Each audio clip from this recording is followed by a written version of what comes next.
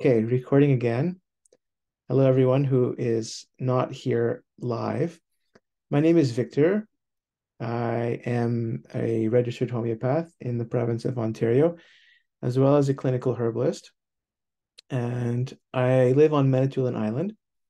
And I'll just say a little bit about my interest in homeopathy, where it began, and why I decided to practice in the first place. So I was practicing as a herbalist with good success and still use herbs in my practice and love herbal medicine. But there were just some things that I found that I wasn't really able to address with herbs. And it started with my own health issues. Um, the first example that I want to share is especially relevant to the course because it's having to do with first aid. I had a really bad poison ivy rash on my legs. And I tried all the go-to herbs for that. Nothing helped.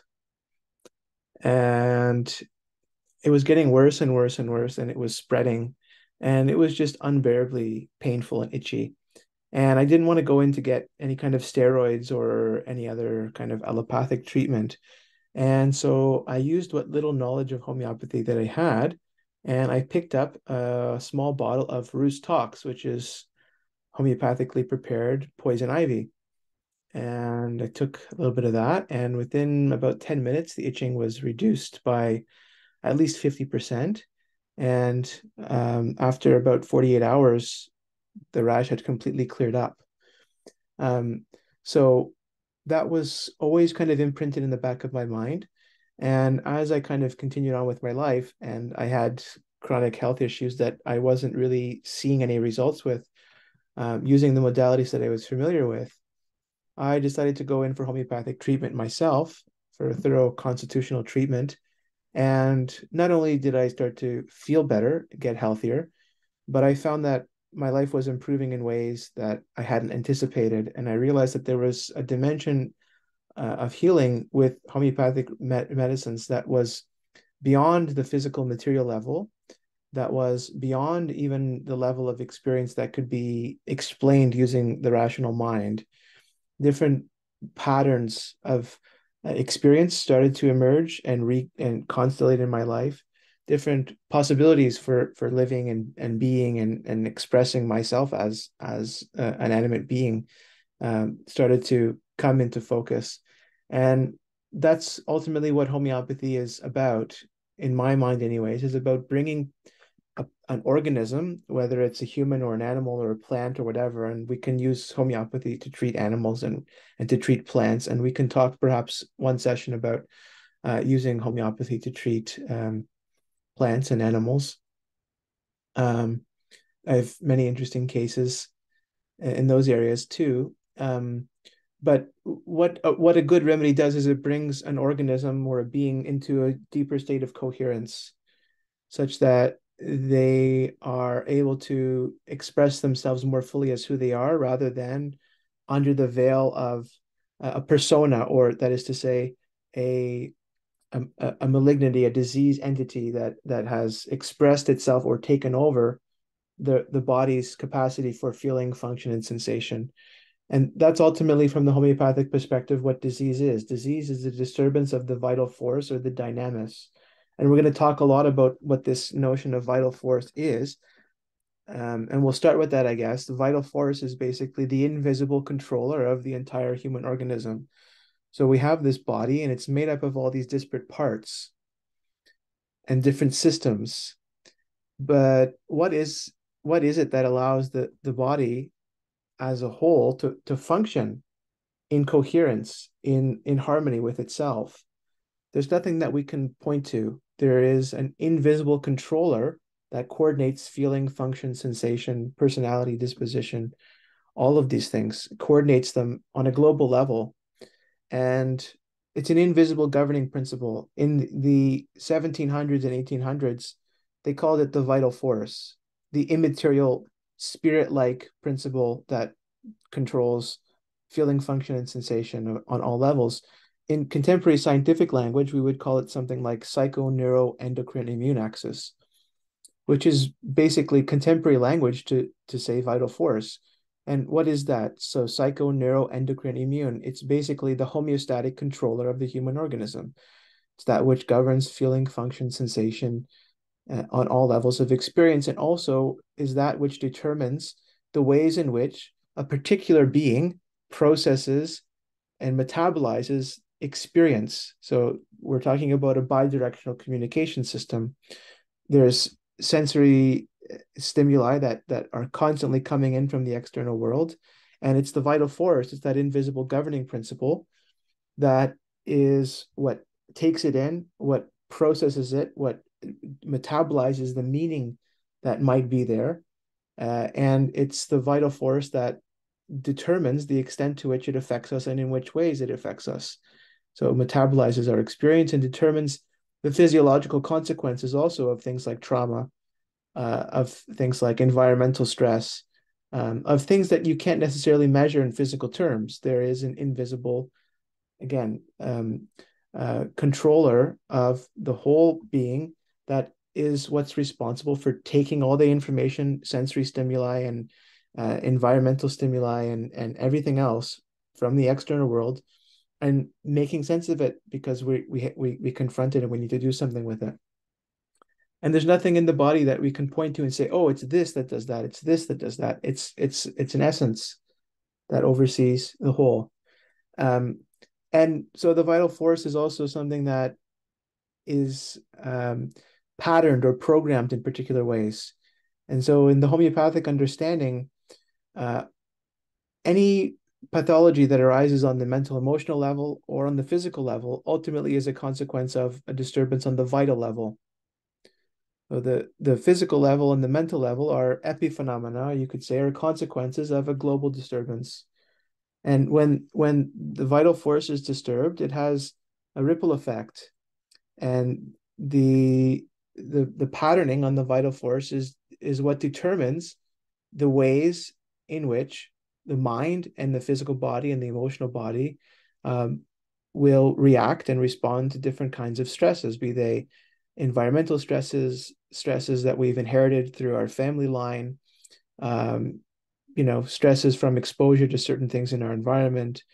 And each of us has a particular way in which our own vital force is uh, programmed or primed. And this is what we call susceptibility.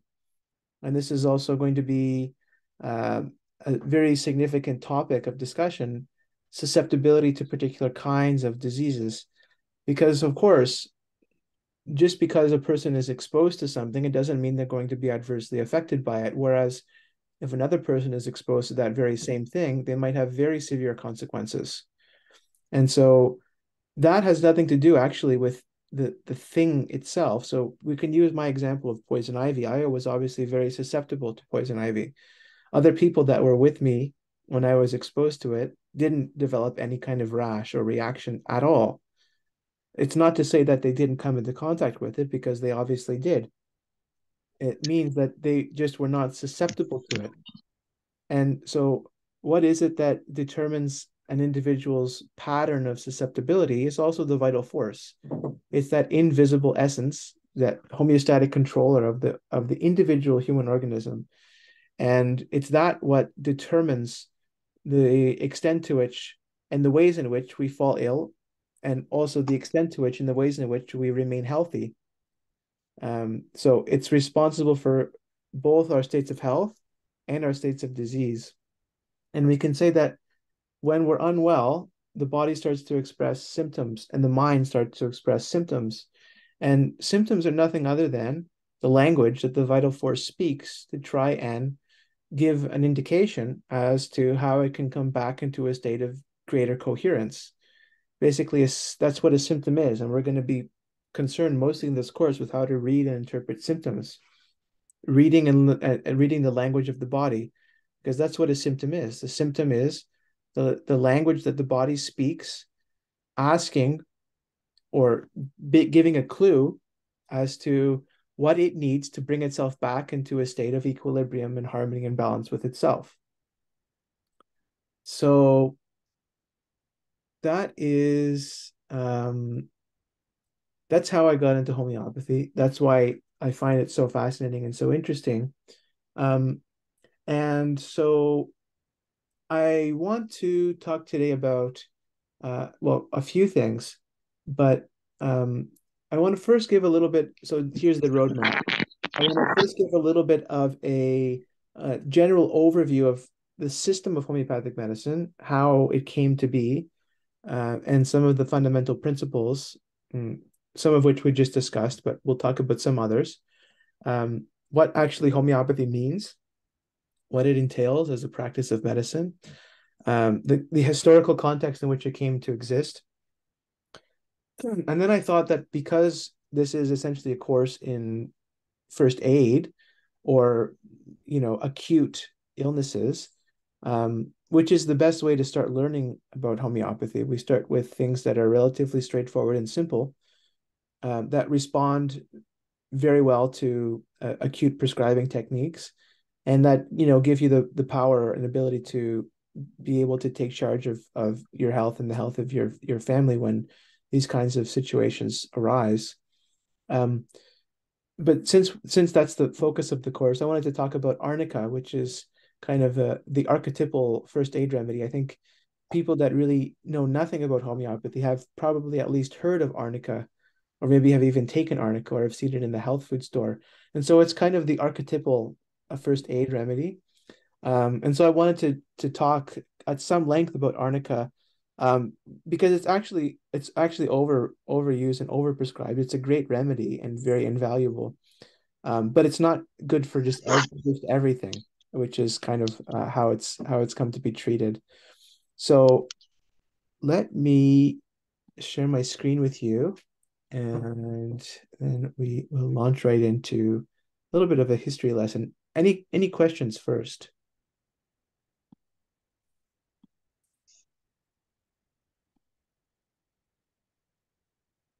Okay. Can everyone see the screen? Okay, good. So this is Samuel Hahnemann over here, and he was a German-born physician. His dates are April 10th, 1755 to July 2nd, 1843. And so Hahnemann has an interesting story. Um, he was an orthodox physician. He practiced what he called allopathic medicine. The very terms allopathic and homeopathic actually were coined by Hahnemann. People use those terms today, allopathic, without knowing that it actually goes back to Hahnemann. And he was making a distinction between allopathic treatment and homeopathic treatment. Allopathic means basically other. Allo is other, and pathos is disease. So treating disease by opposites. So the simplest way of explaining it is that if there is a disease that's characterized by excessive heat in the body, you would give something cooling. This is a very kind of a simplified explanation, but it expresses the essential underlying principle of what allopathic medicine is. Homeopathic medicine, on the other hand, um, is treatment by similars rather than opposites. So homeo meaning similar, and pathos meaning disease. So similar disease or similar suffering. And so homeopathy is a system of medicine that is premised on the use of similars rather than opposites in the treatment of disease. So the example I gave of poison ivy is actually not quite homeopathic, it's more isopathic, which is to say that you're using a substance that caused a problem to treat that same problem. So it's not necessarily similar, it's a same. So isopathy means using the same thing. So we can see this, for example, if someone has an allergy to something like, say, ragweed, then you can give a potency of ragweed as a means of prophylactically addressing the allergies. So you give it 6 months in advance and have them take regular doses of ragweed, and then hopefully by the time ragweed season comes around, they don't have ragweed anymore. So that's an isopathic approach, um, which obviously is very closely related to and is part of homeopathic prescribing. But in homeopathy, it's important to emphasize that we're not just using a substance that causes a disease to treat that exact same disease. We're working according to the law of correspondences or the law of similars. And we'll talk more about what it means, what a correspondence is. It goes back to alchemy, um, and the doctrine of correspondences has a long history in alchemical medicine and alchemical systems of thought. So I just now that that's on my mind, I do have a talk that I posted online called The Hidden History of Homeopathy, which is where some of these slides are from. And so I'll send out that link to everyone, just because I've already given that presentation and you can watch it on your own. For more of the history, I just wanted to cover some of it just because, we need some sense of orientation. But for more about my kind of interpretation of the history of homeopathy and where it comes from and what the core philosophical ideas and principles are, um, yeah, there's that lecture that I'll send out to everyone to watch. Okay, so um, this slide basically says what I just said. The law of similars does have a long history in medicine that does predate Hahnemann. So Hippocrates, 460 BCE, maintained that by similar things a disease is produced, and through the application of the like is cured. So there's been a long history of thinking about the use of similars to treat disease rather than opposites. And that is, if you had to summarize in one sentence what homeopathy is, it's the treatment of disease through the application of similars rather than opposites. And of course, that has implications that take lifetimes to fully understand. And we'll try and get a little bit of a grasp of that over the next couple months. So, how did Hahnemann come to this understanding? Um, why did he come to this understanding? So he was an Orthodox physician, as I was saying, and he became so disillusioned with medicine, the medicine of his day, that he stopped practicing because he found that he was not helping patients. And so this was a time when very heroic medicine was being practiced. Heroic medicine was the term that was used, which is to say, very large doses of often very toxic substances, such as mercury. And mercury, uh, mercury is a substance that was very popular during this time because it is very useful in the treatment of syphilis. But of course, what happens when you treat someone for syphilis through the application of mercury is that they develop mercury poisoning and they die. So it's not a very practical solution. I mean, you get rid of the syphilis, but then you have mercury poisoning to deal with. So this was one of the first things that caught Hahnemann's attention and interest because he saw that there was a curative power in mercury as a substance.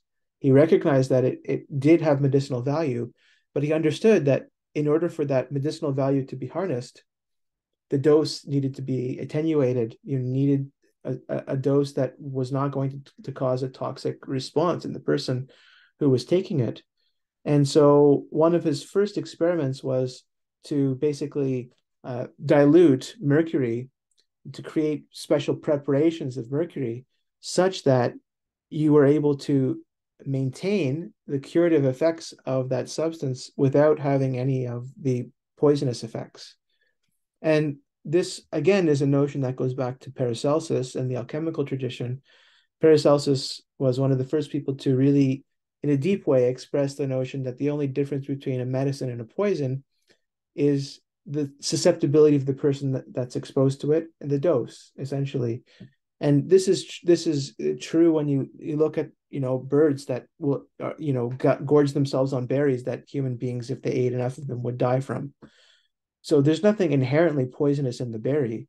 It has to do with the organism that ingests it that determines whether or not it has a poison effect, right? There's no substance in nature that's inherently medicinal or inherently poisonous. Those are those are effects that have to do with the susceptibility of the being that comes into contact with them. There's not innate attributes of the substances themselves, right? So that's one of the premises of homeopathy, and part of the reason why we have such a large materia medica. Um, Homeopathy in the last 50 years has expanded enormously. Um, we have, in terms of our materia medica, for those of you who don't know, is basically, it means medical materials, which is to say, the documentation and reports of the medicinal powers of different substances, remedies, basically, monographs of remedies, reports of remedies. These sorts of things fall under the scope of materia medica. And so in contemporary homeopathic practice, we have about 7 or 8,000 well-documented remedies, and there's more that are being introduced from all kingdoms of nature, from bacteria to mineral to plant to animal, to imponderable. An imponderable remedy is a remedy that's made from an intangible energy source. We were talking about X-rays earlier. So an X-ray remedy made from X-ray would be considered imponderable. We have remedy made from sunlight. That's an imponderable. We have remedy made from the moon. That's an imponderable. We have, um, you know, all kinds of remedies that are made from intangible energy sources. We have a remedy that's made from vacuum. So that's an imponderable remedy. Um, and we can talk more about them. They're very interesting remedies. Um, and they do come up in first aid contexts. Um, but so yeah, Hahnemann was so disillusioned with medicine that he stopped practicing and he became a translator. He spoke many languages. And so, in order to make a living, he decided that he would dedicate himself to translating medical texts. And so, he one day was translating the Materia Medica of Cullen. And Cullen was a herbalist, and he basically said that cinchona bark, which you can see an illustration of here on the screen, a cinchona bark, which was being used very extensively in the treatment of malaria to quite good effect, that it was useful in the treatment of malaria because it was bitter and astringent. And Hahnemann, being the deep thinker that he was, said, well, hold on. There's many herbs that are bitter and astringent that are not useful in the treatment of malaria. Uh, so how is it that this one herb that happens to be bitter and astringent is useful for malaria, whereas other bitter and astringent herbs are not? It doesn't really make sense. And it led him to the realization that there has to be some innate property of this herb that had an affinity for this particular disease, not having to do anything with its taste properties, because the taste properties can be found in other plants that were not at all useful for malaria. And so, what he did to try and test this hypothesis was he himself took large doses of cinchona, of Peruvian bark. And what he noticed was that when he took a sufficient quantity of it, that he started to exhibit symptoms that were similar to the symptoms that a person that's suffering from malaria also exhibits. So that was kind of what opened the door to the notion of the proving. Proving is something we're going to talk about. It's from a German word which basically means test. So proving is when we take a substance, any substance in nature. You take this piece of quartz, for example, and I could crush it up and potentize it, create a homeopathic remedy from it, and ingest it, and see what effects would come about as a consequence of that. That would be similar to what Hahnemann was doing in his early days of experimentation, self testing, self proving, and carefully documenting the effects that emerge from taking a medicine in sufficient quantity such that it starts to exhibit symptoms, such that the person that took it starts to exhibit symptoms. Um, Eventually, Hahnemann started to do provings with groups of people. Uh, so, in order to really test the effects of a medicine, you can't just test it on one person. You need a group of people. because different people, as we talked about, have different patterns of susceptibility. So for one person, certain set of symptoms will emerge. For another person, a different set of symptoms will emerge.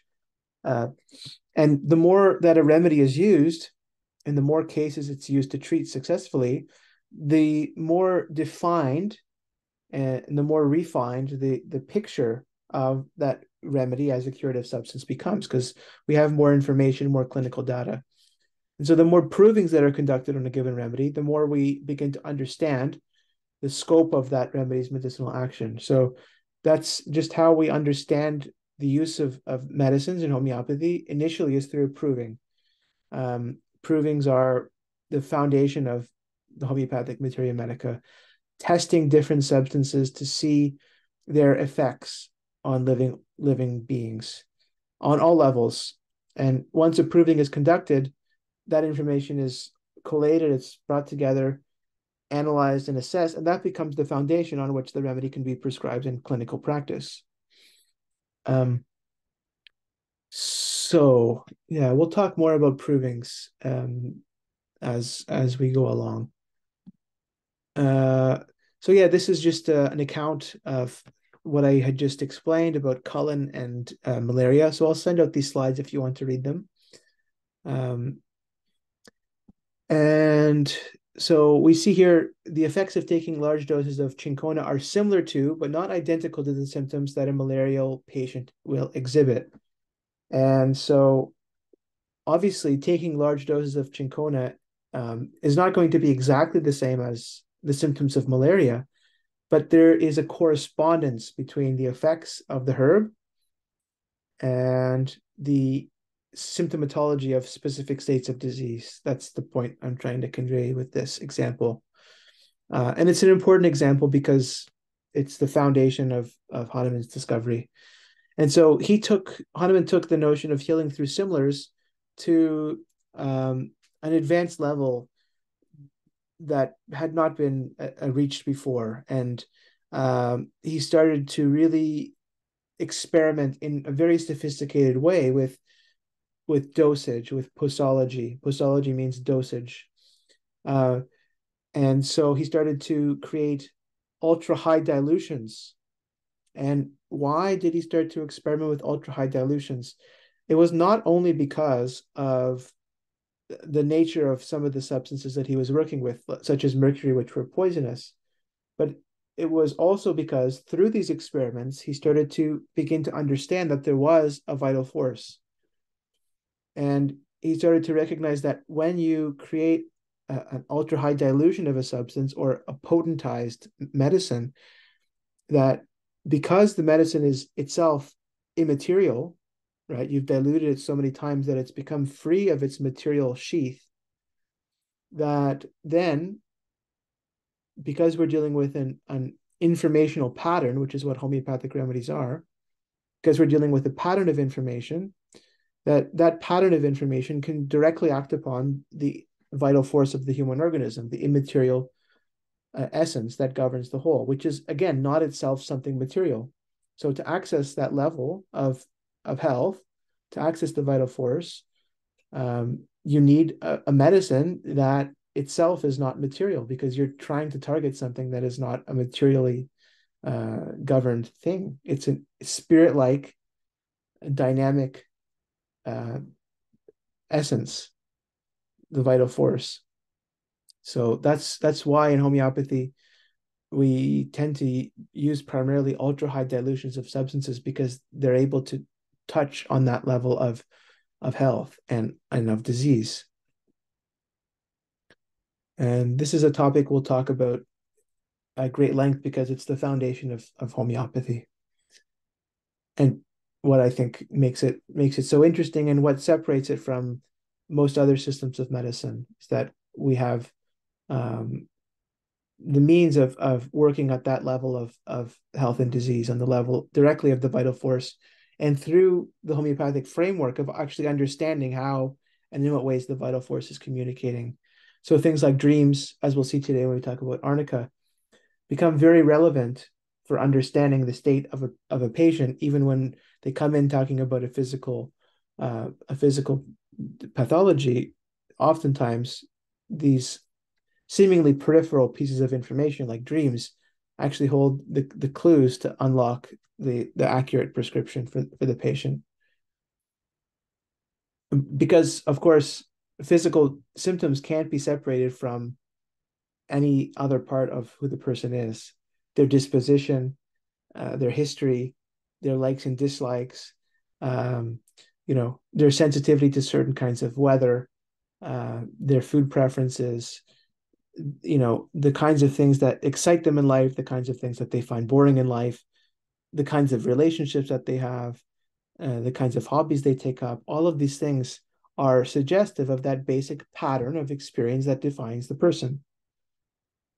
And so this is ultimately, when we're talking about a more kind of constitutional homeopathic prescribing, that's what we're looking for. We're looking for a pattern that defines the person.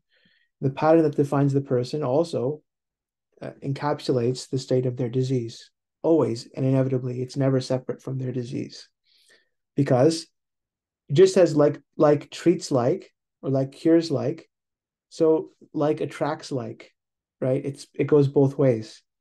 So like cures like, similia similibus, as Hahnemann said, similars treat similars, like cures like, but also like attracts like, which is to say that we have patterns of susceptibility of our own that attract to us certain patterns of experience, certain states of pathology that are innate to our basic function, the basic functioning of our vital force. Um, so it goes both ways. Like cures like and like attracts like. Both are universal laws of healing. So this is just a little bit of a fun uh, quote here to give you a sense of the kind of medicine that was being practiced during Hahnemann's time. Um, so this is the heroic medicine that Hahnemann strongly distanced himself from. And this is, by the way, the legacy of the conventional medicine that's practiced today. It goes back to this heroic medicine of Hahnemann's time. This was just before the advent of petrochemical drugs and the pharmaceutical industry that we know today. And if anyone's interested in talking about that history, we could talk about it. But there's been a long schism between homeopathy and allopathic medicine. It's not very well known, but in at the end of the 19th century, middle of the 19th century, in America, 40% of all physicians were practicing homeopaths. So homeopathy was actually on track to become the dominant medical paradigm in America. Homeopathy was actually the first regulated healthcare profession in Canada before anything else. Dr. Emily Ruff, who was the first female physician to practice medicine in Canada, was a homeopath. She founded Women's College Hospital in Toronto.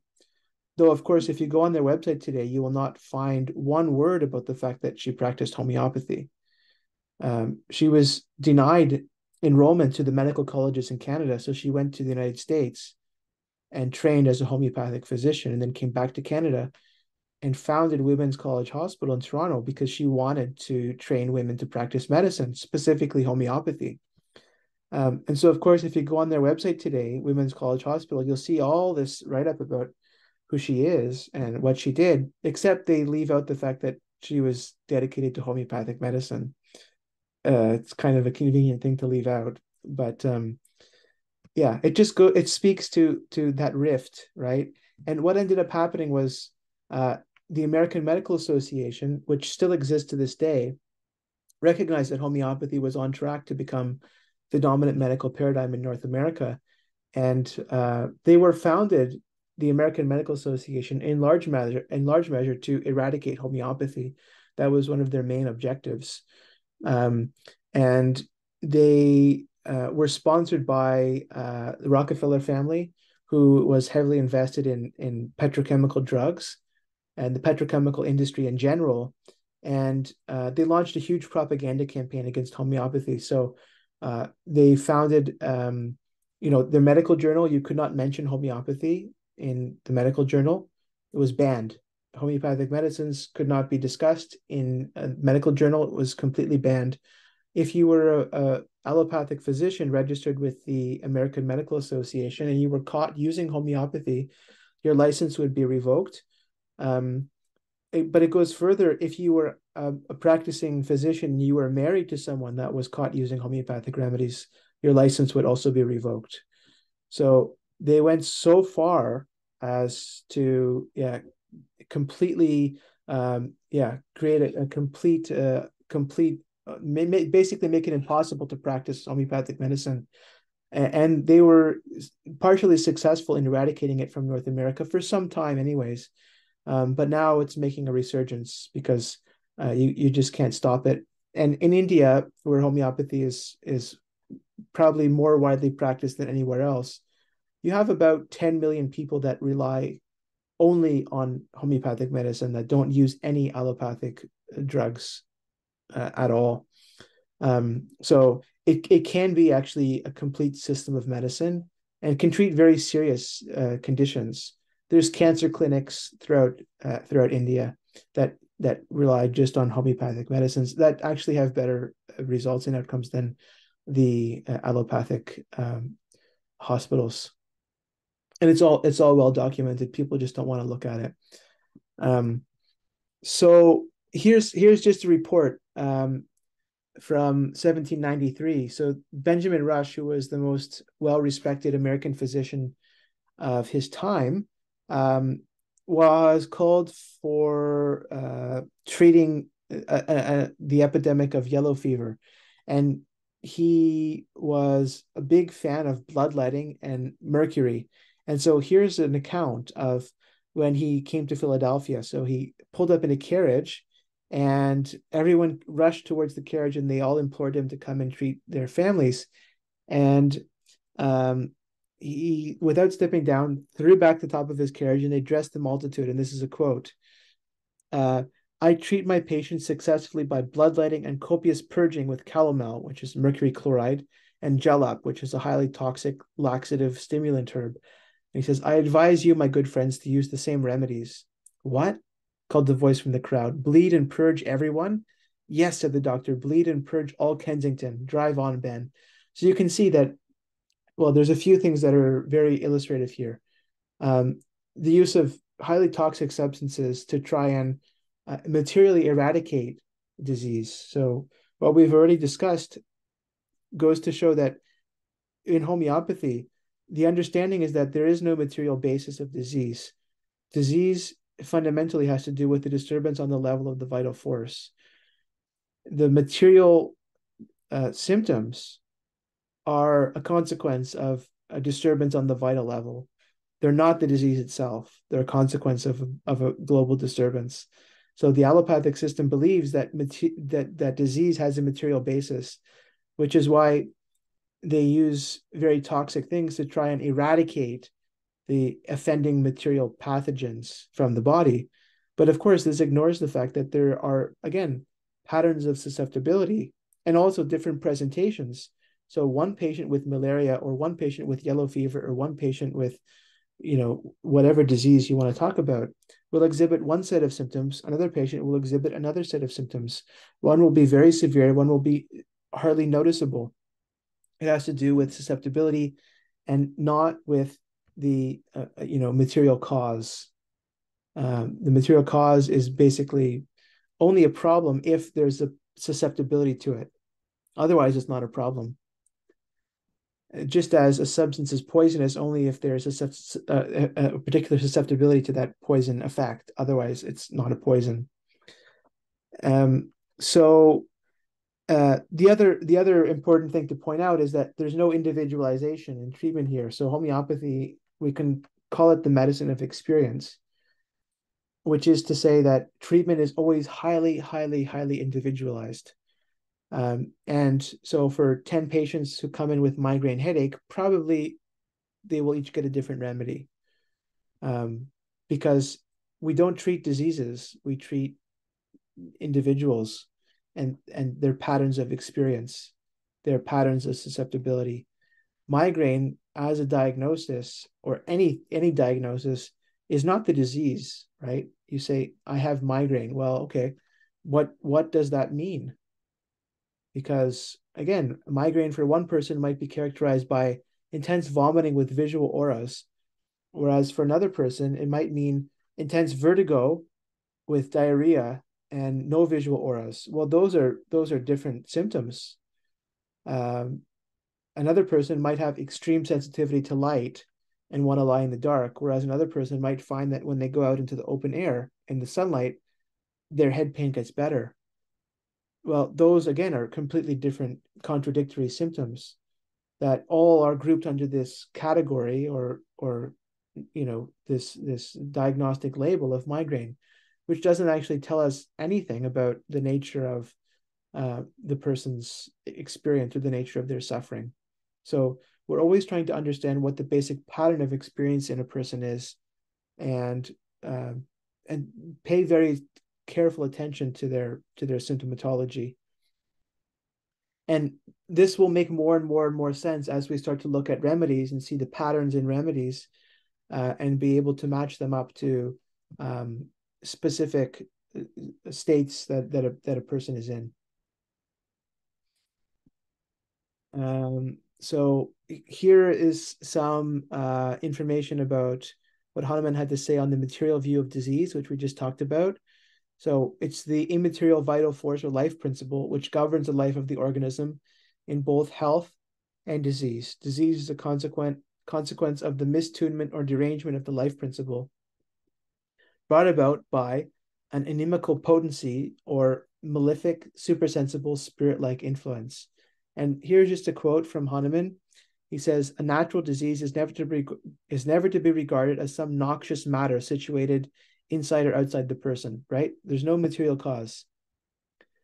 Rather, natural disease is engineered by a spirit-like inimical potency that disturbs, as if by a kind of contagion, the spirit-like life principle that reigns with its instinctual governance in the entire organism. Like an evil spirit, it torments the life principle, forcing it to engender certain sufferings and disorders in the course of its life. These are known as symptoms of diseases. So the ultimate cause of any disease is an immaterial uh, potency, as Hahnemann calls it. It's nothing materially based. It's um, it's it's a kind of contagion, but it's a contagion not of anything material, but of you could say a patterning of experience or the awakening of innate susceptibilities inside the person that are triggered by different kinds of stresses, that are triggered by inherent predispositions that a person has based on family history and so on and so on. And this is true with both acute and chronic diseases. There are some families that have a predisposition towards cancer, diabetes, heart disease, stroke, dementia, and so on and so on and so on. There's actually nothing that we can definitively say that, oh, this family has a predisposition towards cancer because of this or because of that. But when you start to actually talk to people in a clinical context and understand the history, the story, the experience in that family line, then you start to understand how and why that particular predisposition is there. Because they have been, in a way, that family has been, in a way, affected by different kinds of stresses, traumas, uh, patterns of experience that eventually crystallize into susceptibilities to certain disease states. So one more quote. Generally speaking, this is from Hahnemann. Generally speaking, the old school of medicine, allopathy, which we were just talking about, Benjamin Rush and purging and bloodletting and so on, presupposes in the treatment of diseases, in order to cure them, nothing but material causes, partly blood excess, plethora, which is non-existent, partly disease materials and acridities. Therefore, the adherents of the old school have the life's blood drained off, bloodletting, right? Which was very popular. And they strive to sweep away the fancied disease matter and conduct it elsewhere. Through emetics, evacuations, salivation, sweat, and urine promoting means, drying plasters, under the delusion of being able thereby to weaken and materially eradicate the disease. Instead, they augment the sufferings of the patient there and deprive the organism through their painkillers of the life energies, vitality, and nutrient bodily fluids that are indispensable for healing. So basically, what Hahnemann is saying is that when you act under the assumption that there's a material cause of disease, and he's talking especially of the medicine that was practiced during his day, and you try and sweep away the fancy disease matter to conduct it elsewhere, to evacuate it from the body, ultimately what you're going to do is cause further deterioration of the organism, such as what we saw with the treatment of syphilis with mercury. Yeah, you're able to eradicate the syphilis, but then you have mercury poisoning that ends up killing the patient. And so this is this leads us to talk about the dynamic view of disease. So this is the point of differentiation that Hahnemann makes. He says, with the medical art of homeopathy, it is entirely different. It can easily persuade every reflecting person that human diseases rest on no material, on no acridity, that is to say, on no disease matter. Rather, they are solely spirit-like, dynamic mistunings of the spirit-like enlivening power, force, energy, life principle, the life force of the human body. And so that is, in 20 minutes, the basis of homeopathic thinking. And what we're going to be talking about over the next 12 sessions. So before we get into talking about materia medica and arnica, any questions, comments, thoughts about any of this? I Just a had a quick question. question around the Go history. ahead. I wonder if you could share a little bit about the Flexner report, who wrote it, what their qualifications were, and what impact that had on the things you were speaking to earlier. I realize you have to highly edit to do this summation, but I'm just curious about Well, your yeah, I'm actually not too sure about that. I know a little bit about it, but not enough to give a fully educated answer. But let's look. I can look into it. Yeah, because and I Mhm. can send out some references. There's it's probably covered in a book called Divided Legacy by Harris Coulter, who was a historian of medicine with and a homeopath. And so Divided Legacy probably would be the best source to look at for that particular information. Yeah, I don't know enough to really give a yeah, fully elaborated answer. Yeah, no problem. Yeah, Yeah, because this history goes very deep. And there's a lot of players that are yeah. involved in Just this. Yeah. my vague understanding is this Flexner was sort of put up as the man to the hatchet job Uh-huh. on not just homeopathy, but I think anything that wasn't allopathic. Right, And his qualifications were like an arts master's degree, maybe I think maybe in English or something. right. So it just seemed just like a shoddy from stem to stern in terms of Yeah, how the hatchet yeah, job was done. yeah. That Yeah, that's right. And there's many people like that. I mean, he's one of them. But the yeah, more you look at the history, the more you see that there's all these figures that basically uh, play similar roles, and of course have hmm. financial interests in these different roles. Yeah. And I will say, very tangentially, I just finished reading a 300-page book called Rockefeller Controlling the Game, Uh, which was just a chronicle of how the Rockefellers funded anthropogenic climate change narrative for the last 70 years. yeah. Well, Different topic altogether. Yeah, it's of course related because you know ultimately it goes back to financial interests and power and control and manipulation and yeah, so yeah. it's it's all piece of a big puzzle that we're putting together in our own ways. Yeah. Hmm. um Emily, did you have a question? Yeah, just a short question. You mentioned the history of the Women's College Hospital, Mhm. and what was the last name of the person who started it, and about what time, or what year approximately was that happening? Where Um, uh, her name was I said it, didn't I? Now that I'm asked to recall it, I'm forgetting. Um, Founder of Women's College Hospital.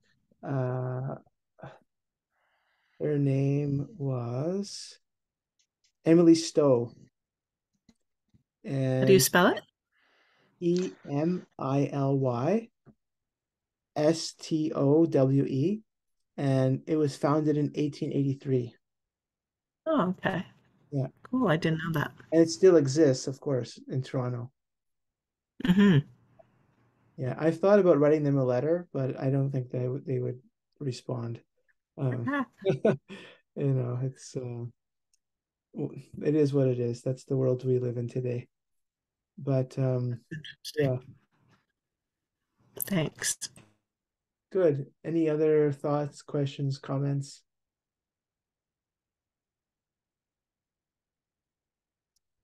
Okay, so then we'll go over here.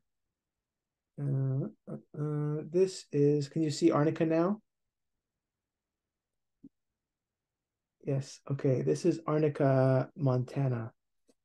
And I wanted to start with Arnica because it's an archetypal remedy. And so I put together some notes here that you can read on your own, just kind of about uh, where the plant grows, um, some, yeah, its geographical range. I'm not going to talk about it right now. Here's some other species of arnica. Um, the one that we're primarily concerned with is this one, Arnica montana. That's the one that has been used uh, mostly in medicine, though these other arnicas do apparently, I've never used them, apparently have very similar effects. Uh, and so what we want to talk about is its medicinal use. So first, before I talk about it, does anyone have any experience with arnica or know anything about it or have used it for anything? Yeah, I've used it recently as like a lotion, Mhm, and it's for ease where there's discomfort in certain areas of the body. mhm, mhm. Yeah. I, I used to use it quite a bit in conjunction with peppermint oil for Uh-huh. muscle pains, spasms. Although I've switched over the last few years to uh, topical magnesium.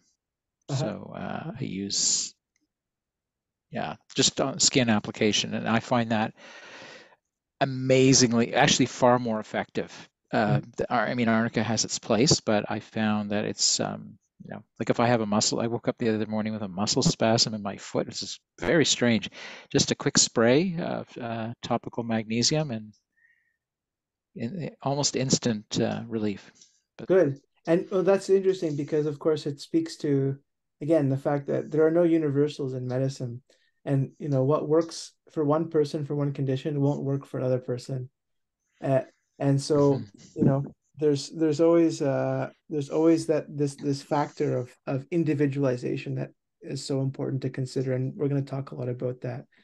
But yeah, I wanted to talk about arnica because, again, like I said, it's kind of the archetypal um, homeopathic medicine, and it's used a lot topically, um, and has a history of being used also in herbal medicine. So we're going to talk a little bit about that as well. So um, arnica, even from the perspective of herbal medicine, used to be very widely used. So a lot of herbalists today will say, don't use arnica tincture, don't use arnica tea. Um, but if it's well indicated, it can actually be very useful.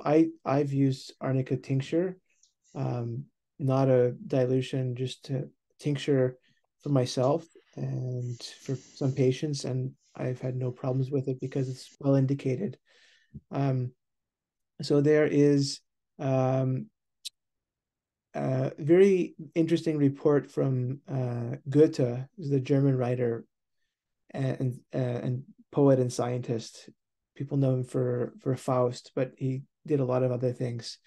And the account is that he would ask for arnica tea when in his old age he experienced anginal pain due to coronary arteriosclerosis. And Goethe claimed that arnica saved his life. And he sang the praises of arnica and held it up as an archetypal healing herb. And he made associations with arnica to Helios, which is the all-knowing god of the sun, of prophecy, and of healing, and to Asclepius, who was the god of medicine and of rejuvenation, and who oversees the practice of medicine. And here's a quote from Goethe, which I really like. Thus I assign arnica to Helios among the gods, and among men to the follower of Asclepius, who wanders among who wanders among the lonely heights. Here we have a plant of rapid healing, of firm decision. If you suffer violence and injury from fist, cudgel, or blade, wondrous healing is nigh in this herb.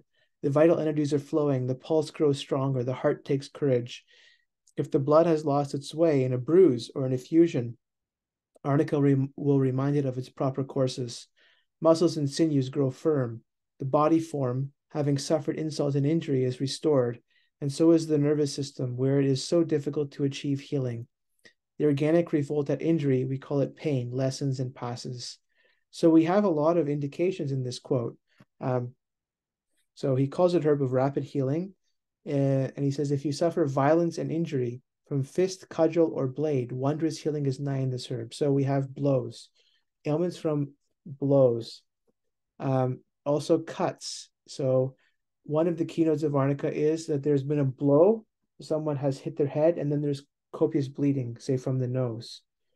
I had a case from just a couple of weeks ago. We got a new cat, and the cat was on a leash, and he climbed up the tree, and unfortunately got caught, and he was hanging, and the pressure on his neck was so strong that he started to bleed from his eyes. He's okay. So we ran to save him, but we gave right away arnica. So this is an example of one of the uses of arnica where there's extreme pressure that results in a release of blood from different orifices of the body. So that combination of pressure, so it could be pressure in the form of a blow, could be pressure in the form of some strong tension around the neck or other parts of the body that result in bruising, right? Which is basically a condition of the blood, or an actual physical release of blood. Those are very central indications for arnica. And so there's also an affinity for the nervous system, as we'll see when we talk more about arnica. One of the keynotes in terms of the nervous system, so sticking with this example of someone who has hit their head or suffered some kind of a blow, the keynote on the mental emotional level and the level of the way that the nervous system is expressing itself is that the person will appear very disoriented and kind of out of it, but when you talk to them, they'll say that they're fine. And it's clear that they're not fine. It's obvious that they're not fine, but they'll insist that they're fine and they just want to be left alone. They'll say, "Don't touch me, I'm fine." So that's when you really know you need arnica. The person has essentially fallen into an arnica state. There's a strong aversion to touch and an insistence that they be left alone and that there's nothing wrong with them, especially after something like a concussion.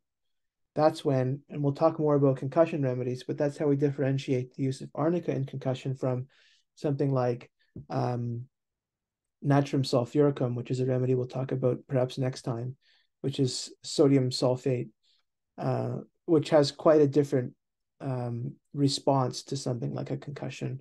They can become, for example, very depressed. And yeah, arnica doesn't necessarily become very depressed after concussion, though natrum sulfuricum can become very depressed, very morose, very sad.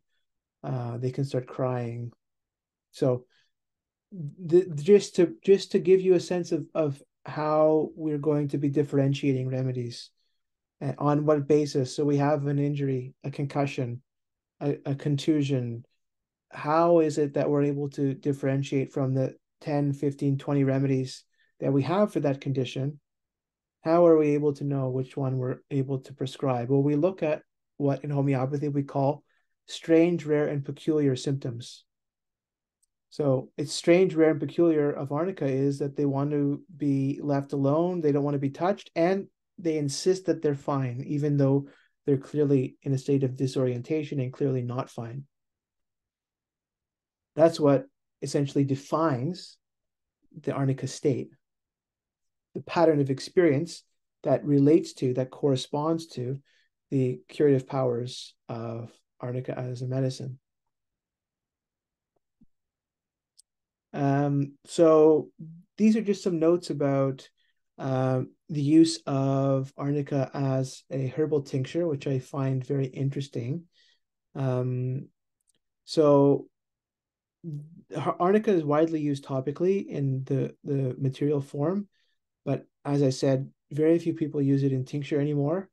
Um, though I think it should be used, and there are clear indications for it. So a traditional use of the tea or tincture was as a gargle to treat sore throat and pharyngitis, and especially if the condition is chronic. Um, so there can be indications in chronic smoker's cough as well.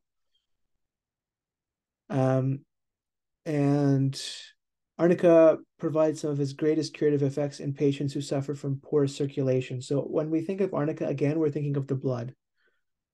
There's a strong affinity to disorders of the blood, of the heart, of the circulation, and with strong associations and affinities to the vascular system. And so arnica covers some of the same indications as hawthorn, um, specifically senile hearts and coronary artery disease with or without angina.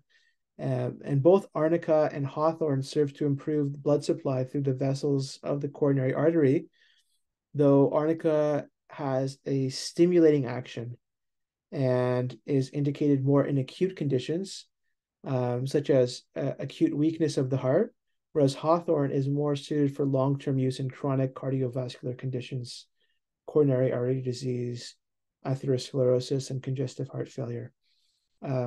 So they are complementary to each other. But again, arnica is more for acute, hawthorn is more as a long-term tonic. Um, so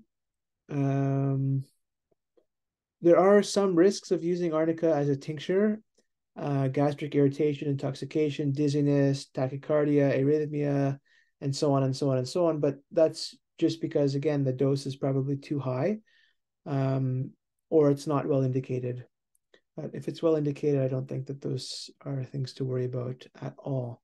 But of course, these symptoms, gastric irritation, intoxication with dizziness, tremor, tachycardia, arrhythmia, and collapse, um, are all indications for the use of the homeopathic medicine.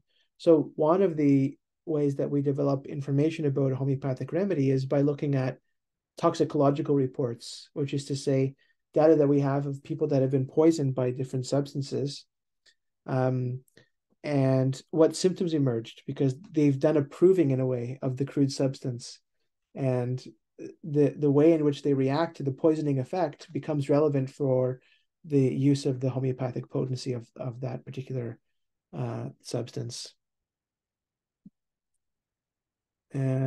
So arnica is very widely used in homeopathy, and again has strong associations with physical trauma and acute injuries, as well as chronic conditions that have resulted as a consequence of a blow, a fall, or some other significant affliction. So I'll tell you a case. I couldn't for the life of me find where it was published. If I come across it, I'll give you the actual reference, but it's an unforgettable case. I think from probably the 19th century. And it's a case of a man who was kicked in the stomach by a horse. And ever since that time, he had chronic digestive issues that just got worse and worse and worse and worse and worse.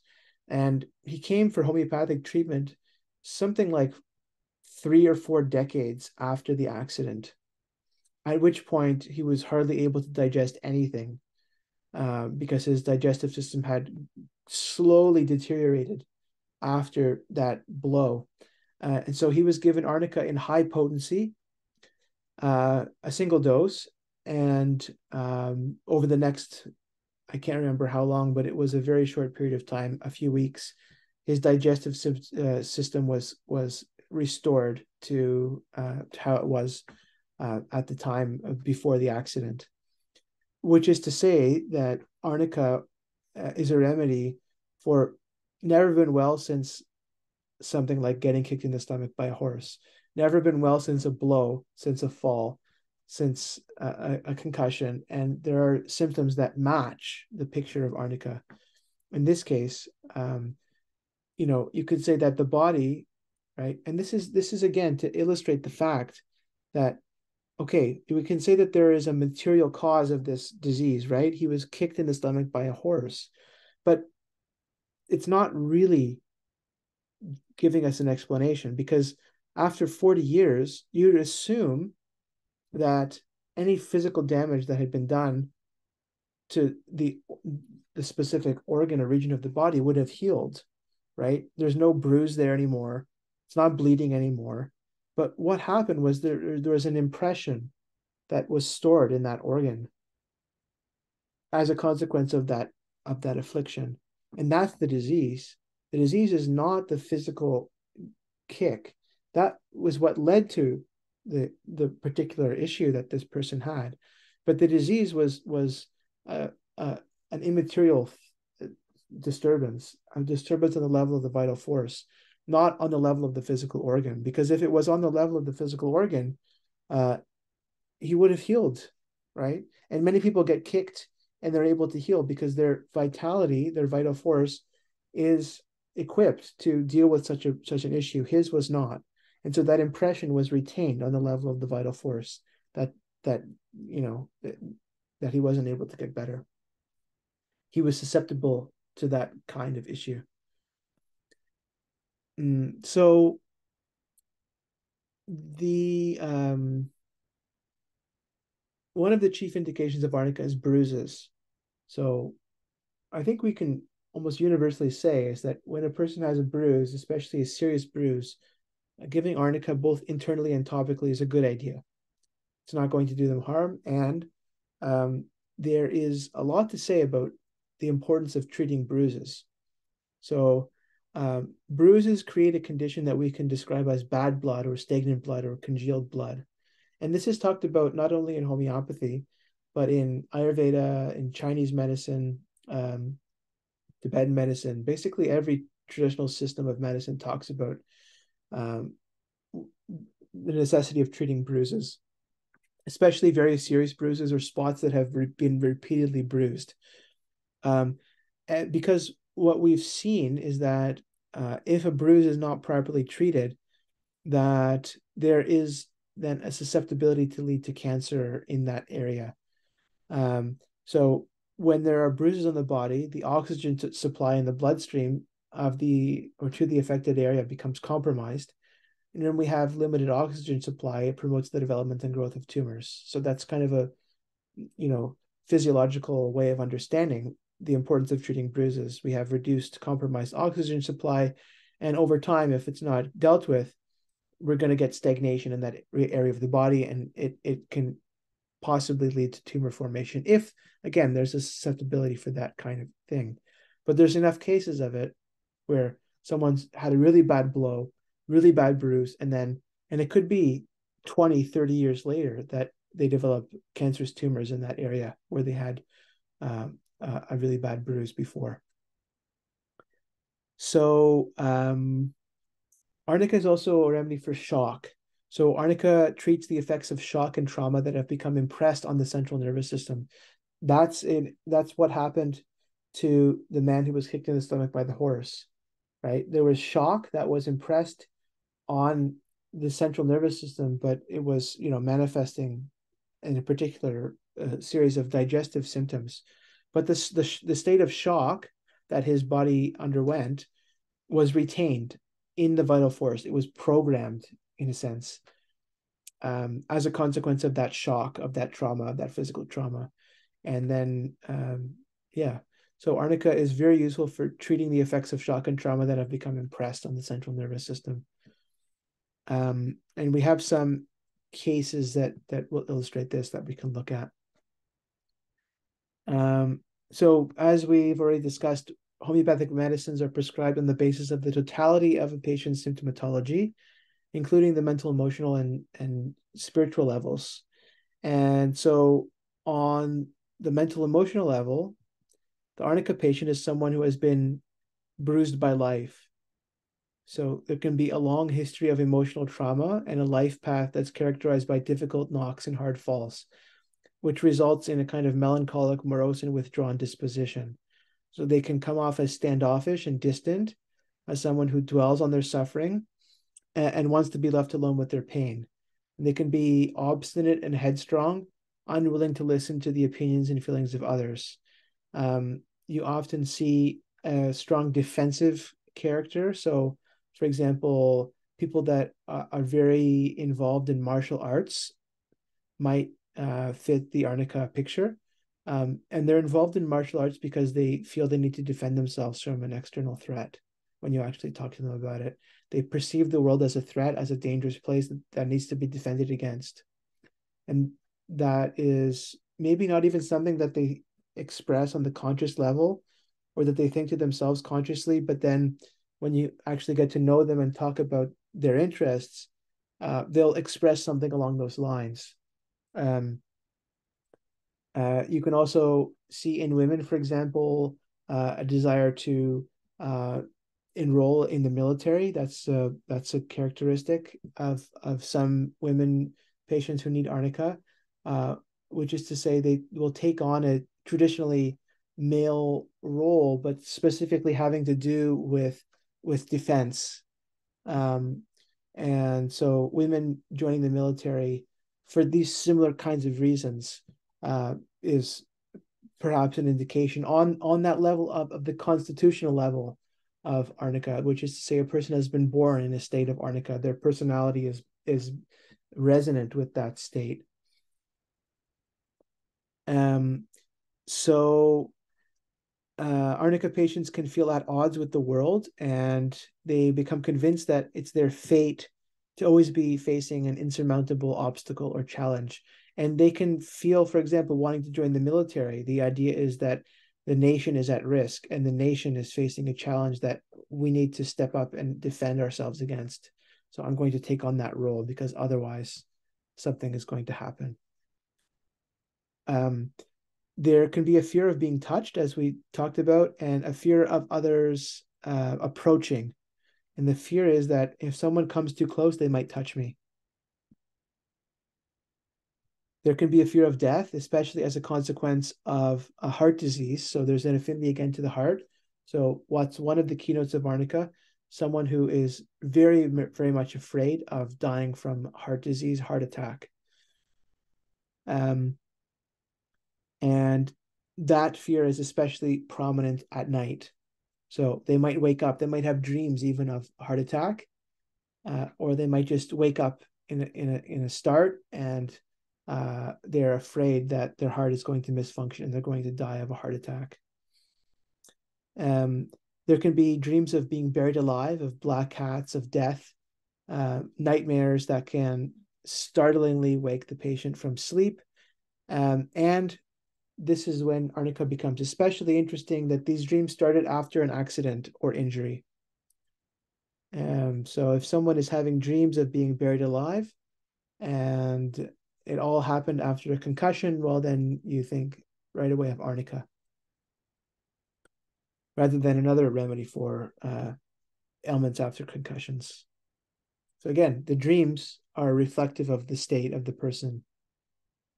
And in homeopathy, we don't necessarily interpret dreams. We don't engage in a kind of psychoanalytic exercise, but we understand that dreams are an expression of the vital force. and they don't really need to be interpreted because they're there. We just need to look at them in an unprejudiced way and to observe the symbolic unfolding of the patient's psyche in the dream without necessarily needing to interpret it. Because of course, if someone is having dreams of being buried alive, you can say all kinds of clever psychoanalytic interpretations about that. Um, but you then lose sight of actually prescribing the medicine, because an interpretation of a dream doesn't really lead us to an accurate prescription. It's a kind of an intellectual exercise, which can be interesting and revealing, but not necessarily for prescribing a remedy. It can actually lead us astray if we interpret too much, because then we start bringing in our own presuppositions and prejudices and biases. And this is shown in the fact that if you bring a dream of, say, being buried alive to a Freudian psychoanalyst, a Jungian psychoanalyst, someone that's trained in Gestalt psychotherapy, different schools, you're going to get different interpretations based on their school of thought, which is to say that their biases um, automatically come into play when it comes to interpreting the dream. Um, so in homeopathy, what we're trying to strive towards is unprejudiced observation. That's what Hahnemann called it. And that's we practice that so that we're able to actually clearly perceive what the vital force is expressing. Okay. And what else to say here about arnica? So we talked about the dreams. They can be easily startled as a consequence of prior shocks that have become deeply set in the nervous system. The history of being beaten down and emotionally battered can give rise to chronic rheumatic and arthritic complaints, as well as a variety of skin eruptions and other painful conditions of the skin. So another case I'll share, I had a patient who in his youth was thrown off of a three-story building onto a bed of thorns. And so what happened was he recovered. He had many broken bones after this. He recovered, he survived.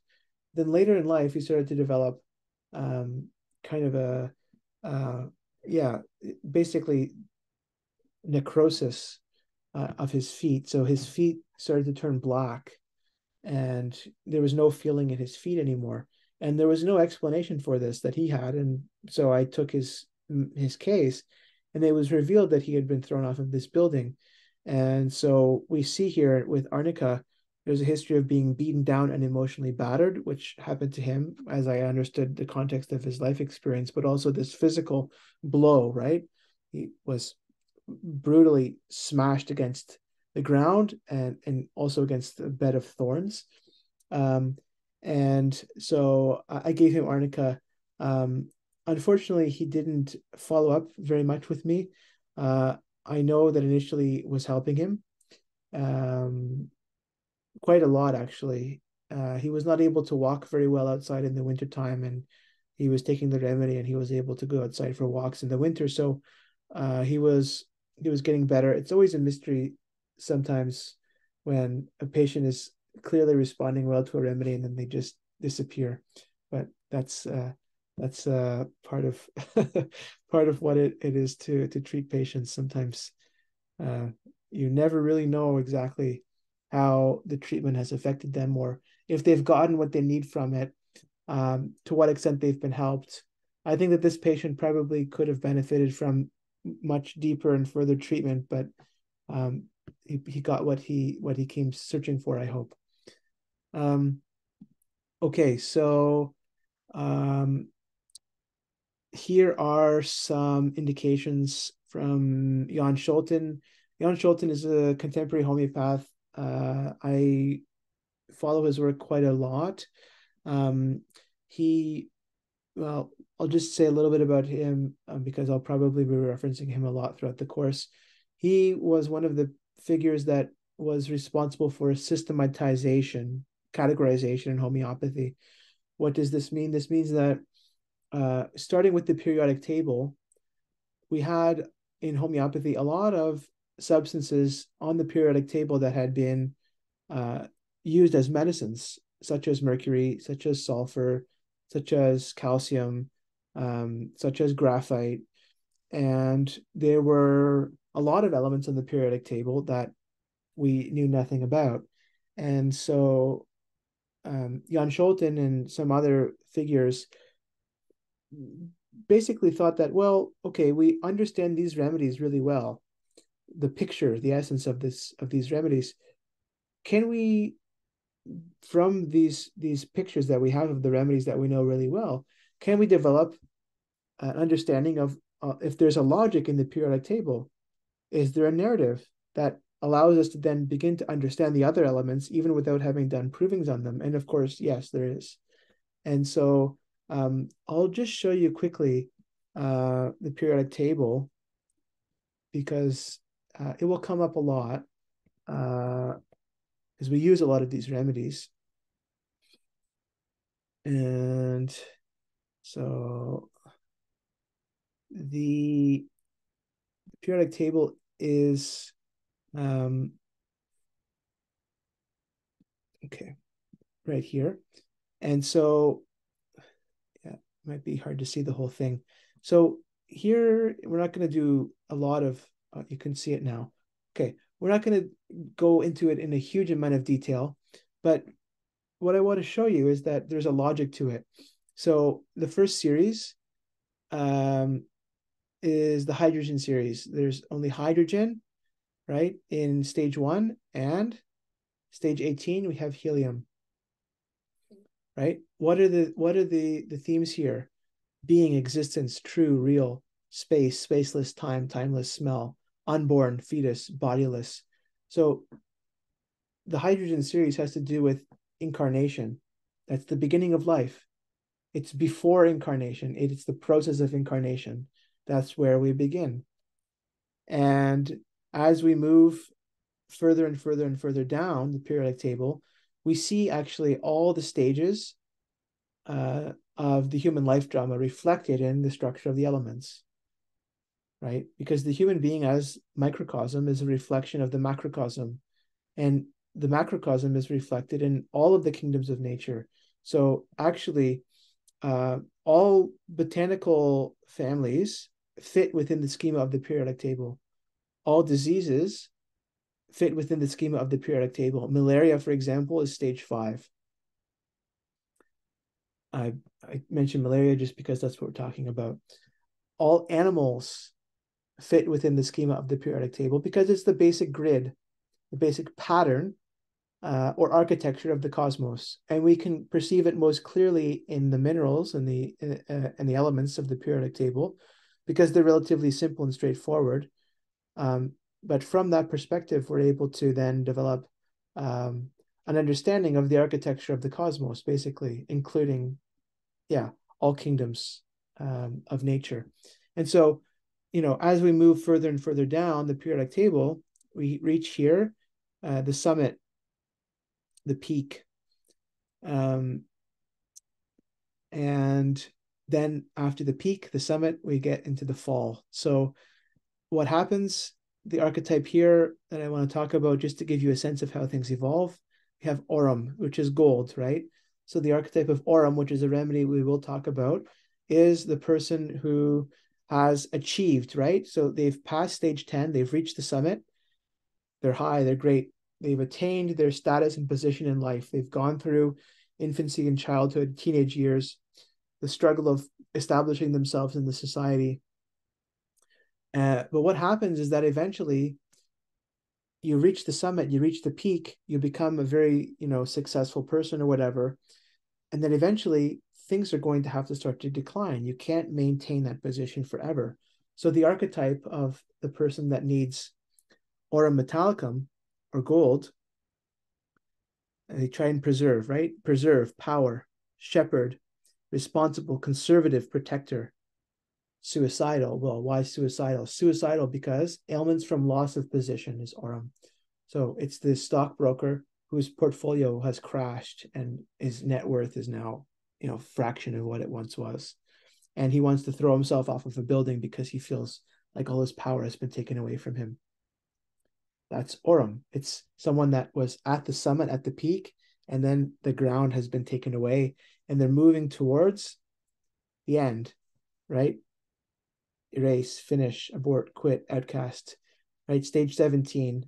And also, as we move further down, right, we have at the bottom of the periodic table the radioactive elements. These are all about disintegration, decay, premature old age. So, for example, we think of radioactive elements in, well, premature old age. So that means, for example, children who are born with very severe diseases like childhood cancers, we would think right away of radioactive elements, or children who suffered loss of their parents at a very early age and were raised by their grandparents. These kinds of things, very traumatic blows of fate, premature exposure to adulthood. But then also for diseases that are characterized by rapid disintegration, decay, these sorts of things. But this is just to show, I mean, we could talk for 12 weeks just about the periodic table because there's so much here. But this is just to show that we have come to the point in homeopathy where we're able to make a system of categorization of substances, and we understand that there is actually an underlying order and logic to every substance that exists, and homeopathy has systematized it into a practice of medicine. So homeopathy is really about study of nature, and of natural process, and recognizes that disease and health are actually nothing other than reflections of natural processes. So for every possibility of human affliction, there exists somewhere a substance that is its cure, that corresponds to that state of affliction, because the possibilities of human affliction are nothing other than reflections of cosmic process. That's what this discovery of the periodic table has, in the context of medicine, has to do with. And so just to talk about, because I didn't really mention hydrogen and helium, both of these remedies have to do with, for example, children who appear as if they're not fully incarnated into their bodies. So again, children who may be somewhere on the autism spectrum, who appear as if they're not fully incarnated.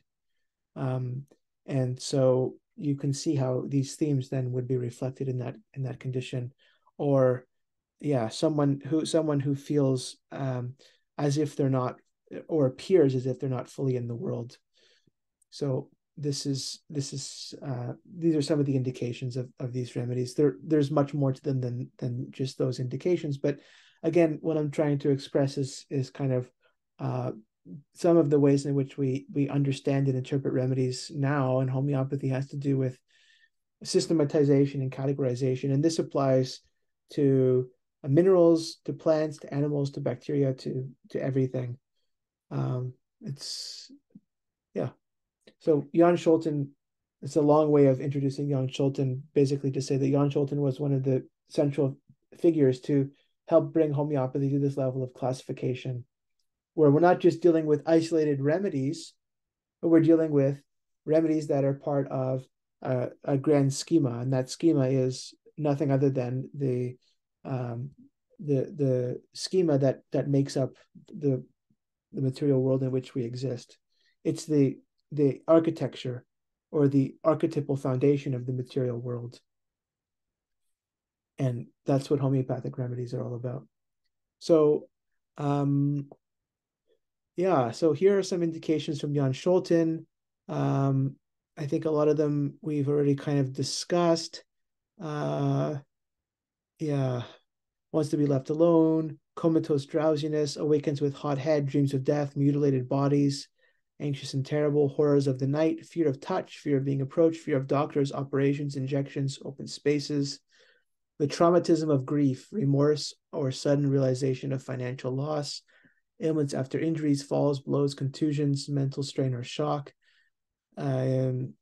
unconscious when spoken to, answers correctly but relapses. So you're getting the idea now. Okay, these symbols here. So this one, you see here, damp, weather, this means worse. You'll see these symbols in a lot of books. Worse from damp, cold weather. Better, this, and so when it's the other way, that means better from being in the mountains. So worse from damp, cold weather, worse from heat, better from being in the mountains. Worse from wine, worse at 3 a.m. Worse when overtired. I think everyone is worse when they're overtired, but some people deal with it better than others. Discharges of blood, hemorrhages. And there are more indications here.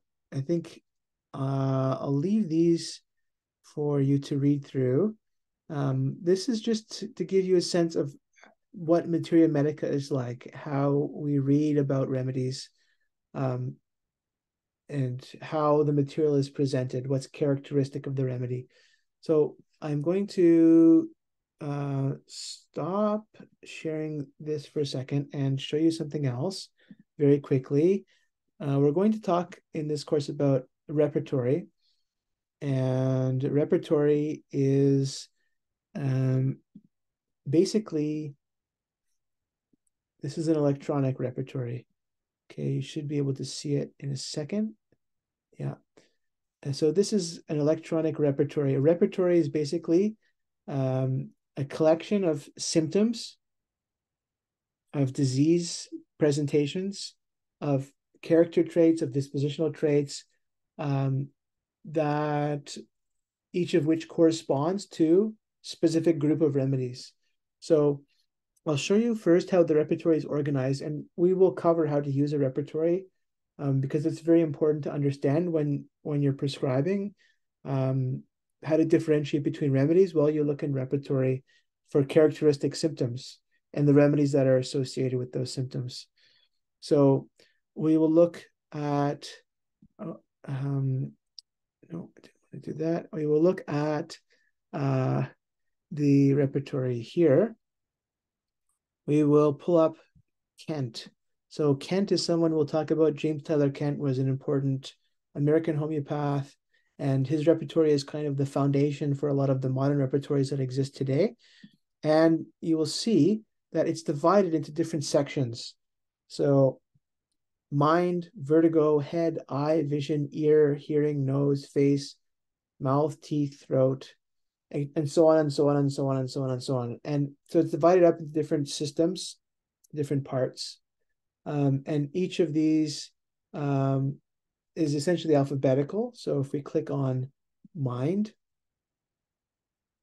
right, the first entry is mind abandoned, then mind abrupt, absent-minded, mind absorbed, buried in thought, and so on and so on and so on.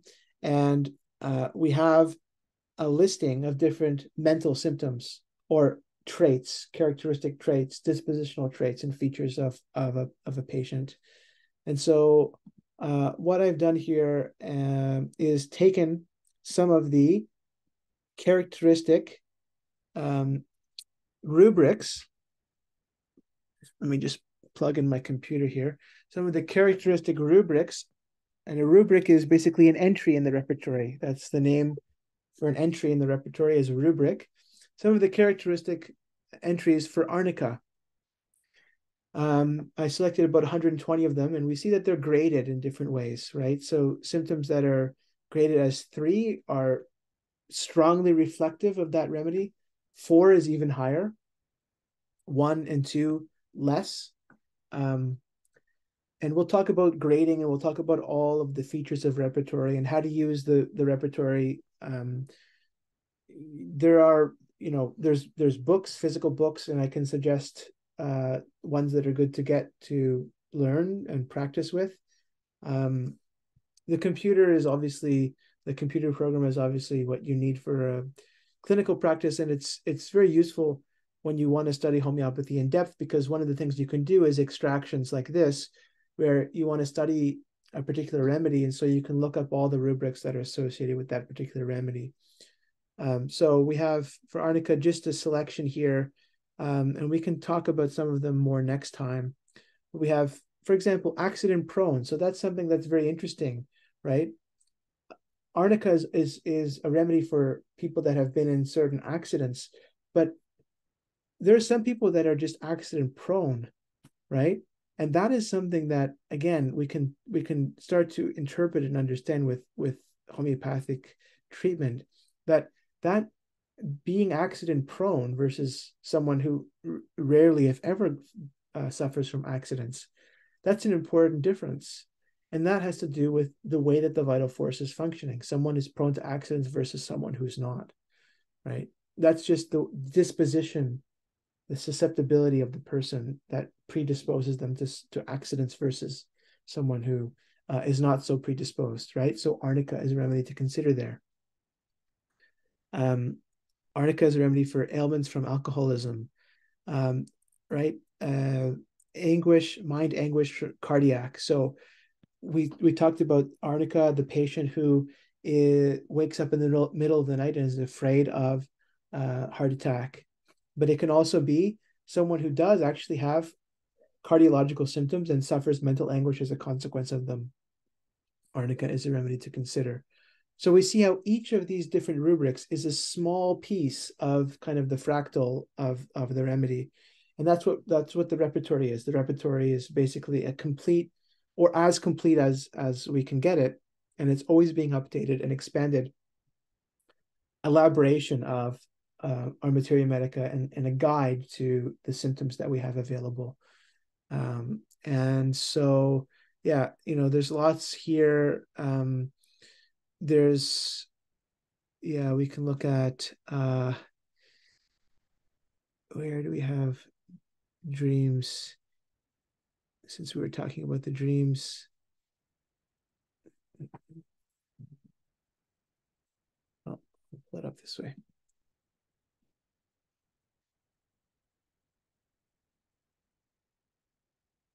Arnica, just to illustrate that this is not just about physical symptoms, it's a complete picture. So I'll wait for it to load.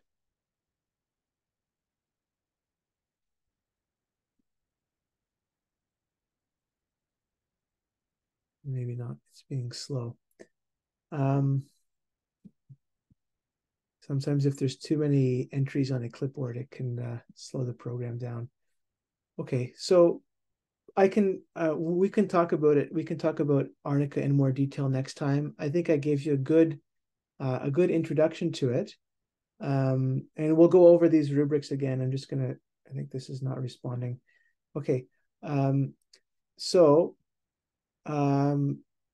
any questions, any comments, any thoughts about any of the material that we've covered so far? Hi, well, I was just wondering, would you be able to share the slideshow that you Yes. did? Yeah, absolutely. Awesome. Yeah. I'll create a folder, and then all the slides from all the classes will be up there, and then everyone can download them. And yeah. And so these videos, lectures will all be recorded too. I just ask that you don't share them with anyone. And if you do know anyone else who is interested in homeopathy, let them know about the course. It would be great to have a few more people, but I'm happy that you guys are here. It's kind of a fringe topic, but I think that there is a growing interest, and so I'm doing it because it's the most interesting thing in the world for me. And so I hope I can convey some of that, and kind of it's a bit infectious if it's presented well. So yeah, any other thoughts or questions, or anything else before next time? I had a question about your comments about the contrast between things that would be in psychotherapy, where there would be interpretations, versus there was a phrase, objective something, observations. Unprejudiced observation, yeah. Yeah, and so I guess in that sense, like it's more like a pure science as opposed to something that's sort of interpretive. I was just curious about your understanding of that distinction and how those branches of something that might be more like a gestalt approach to something versus somebody coming for homeopathy as the main thing. Yeah. I mean, it's a big topic, but it's a really interesting one. There are two books by Edward Whitmont, who was a Jungian psychologist and a homeopath, and he talks a lot about this. Um, Oh, yeah, they're really, really great books. One is called Psyche and Substance, and then the other one is called The Alchemy of Healing. And those books are really all about that. Um, but what what I'll say is that with homeopathy, especially when we're working on the level of mental emotional cases, and I think, the bulk of cases have a strong component of underlying mental emotional presentation because, of course, everyone has a psyche. So inevitably, when you take a case deep enough, it starts to come to the surface.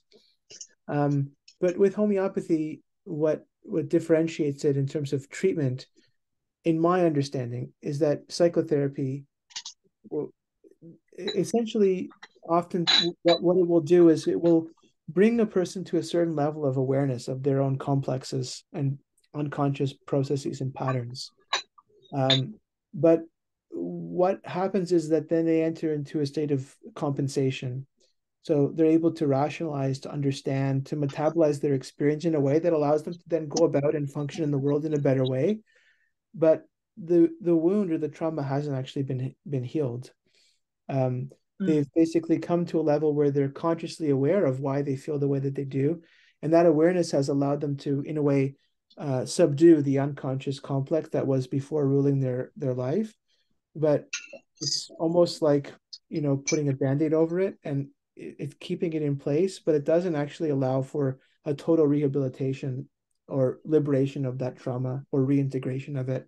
It can happen in psychotherapy, but I think most of the time it doesn't. um, and so psychotherapy can be, of course, extremely useful, but I think we have to understand when it's applicable and when it's not. And actually, Hahnemann, the founder of homeopathy in the Organon, talked a lot about um, when it should and shouldn't be used. He was actually an early proponent of the humane treatment of the mentally ill, because, and that hasn't changed at all. Psychiatry is absolutely a nightmare, and always has been mhm. since its inception. But so Hahnemann talked about how, when you have uh, a condition that has been brought on by learned behavior. So, for example, someone grew up in a certain environment and they learned to behave in a certain way, and their mind has been conditioned by a certain way of thinking. That psychotherapeutic approaches can be very useful for uh, allowing that person to understand that their mind has been, in a way, yeah, distorted by the conditioned patterns of experience.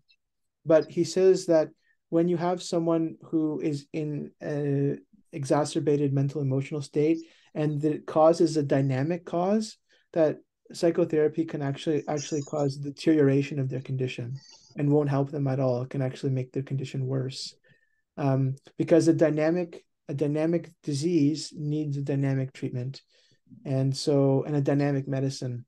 Um, so there's lots to say about it. I think, yeah, we can talk about, I think more towards the end of the course, we'll talk maybe more about intro to understanding mental emotional symptoms in more detail. It will come up throughout the course, but we can maybe dedicate a specific lecture to that. Um, The dynamic, when you say dynamic, do you mean like active in the present as opposed to a background thing? well, dynamic. Well, let's pause on that, uh, and Okay. and we'll talk more because it's kind of an elaborate answer, but Okay. but Great. we'll Thanks. we'll develop a good understanding of what that means. Yeah, Okay. good. Just a Hey, question about there's the course is taught every other week. Yes. correct? So we have 2 weeks to learn. Yeah. Yeah. So So, I mean, just in terms of leveraging or building on our learning between classes, obviously, well, I mean, I have this tome of book mhm, that you recommended, which I'm reading through, obviously, but mhm, anything else that, that you would suggest in terms of sort of creating, building or integrating our learning, mhm. between sessions? Yeah. So I'll compile a list of resources, and then I'll notify everyone once that's put together, and then it's all optional material to read. Um, but you'll have a list of resources that you can look at, and then if you have any questions about, oh, my interests are here, what do you think is a good resource for me to pick up and look at, then yeah, we can talk more about that on an individual basis. Um, but yeah, there's so much to read. There's a lot of really really good and useful homeopathic books. So yeah, we'll explore the literature. But yeah, so that book by Colin Griffith that I recommended to you, I'll also recommend to everyone else. It's called The Companion to Homeopathy, I believe it's called.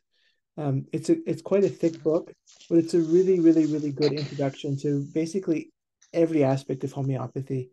Um, and so that book will be on the list for sure. And I recommend it. If there's one book that you read, I think that's probably the one to read, just to get a good general overview of what homeopathy is, what it's about, what the basic philosophy is. And then yeah, so the course will happen every other week. We'll take a break. The last class of this year will be the 14th of December, and then we'll start up again January 11th. And I'll send out regular emails, just reminding everyone of the course dates and sending out Zoom links and so on. And yeah, if any questions come up in the meantime before our next meeting, just let me know. And yeah, I welcome any feedback. Anything that comes up in the meantime, just send me a message, and yeah, spread the news of the course if there's anyone that you know who would like to join.